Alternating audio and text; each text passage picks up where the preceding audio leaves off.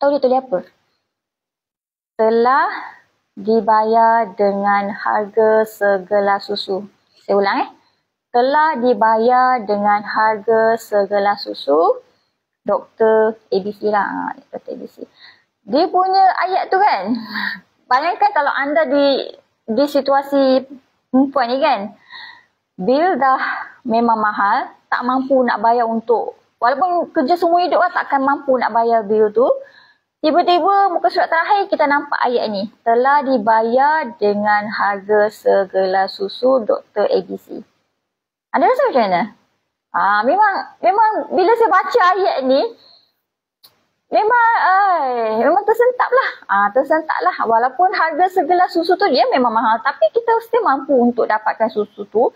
Kalau nak dibandingkan dengan harga dia punya pembedahan tu, anda boleh rasa mesti mahal. Maybe boleh sampai ratusan ribu kot. Penyakit kronik doktor pakar dekat bandar pula yang dia dah tidur berhari-hari. So apa yang saya nak sampaikan dekat sini, okey, kat bahagian si perempuan ni, okey, walaupun dia tahu dia miskin, dia tak mampu sangat, tapi dia still nak bagi yang terbaik kepada orang yang memerlukan. Sebab masa tu pengebara tu datang, dia perlukan sangat air sebab dia haus kan. Tapi dia tak bagi air, dia bagi benda yang lebih baik. Kalau macam kita ada air dengan susu. Kalau ada orang minta derma kan, katakanlah waktu tu kita memang betul-betul tak cukup duit ke, gaji lambat masuk ke, memang dalam keadaan yang terdesak sangat waktu tu. Ada orang yang mungkin orang tak mampu datang kan, boleh tak saya nak dapatkan segelas air? Jujurlah.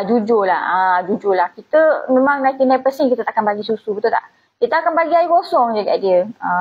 Tapi bagi sesetengah orang yang macam budak perempuan ni, yang telah diajar dengan sedekah ke, macam kita lah, kita punya terms ialah sedekah. Dia ialah macam fikir kalau kita nak buat kebaikan, kita jangan harapkan balasan lah. Sebab dia pula tengok orang tu memang dalam keadaan yang letih, dia bagi yang terbaik. Susu adalah terbaik untuk dia. Kalau macam kita sedekah lah, kalau macam kita nak sedekah, setengah daripada kita tak mungkin akan sedekahkan benda yang paling berharga untuk kita, macam baju yang paling cantik, paling mahal, tak mungkin kita akan sedekah. Orang jujur kan. Macam saya pun jujur, 99% memang saya takkan bagi barang yang cantik, yang molek lagi. Buat apa kita nak sedekah kat orang, betul tak?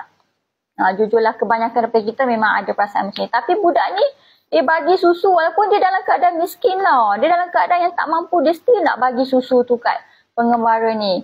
Dan itu apa yang saya nak sampaikan lah. Di mana mak ayah dia dah ajar kalau awak nak buat kebaikan, awak tak boleh harapkan balasan. Walaupun lelaki tu nak bayar, dia mampu nak bayar harga susu tu, mungkin budak tu boleh letak harga yang tinggi sebab keadaan kampung dia orang tu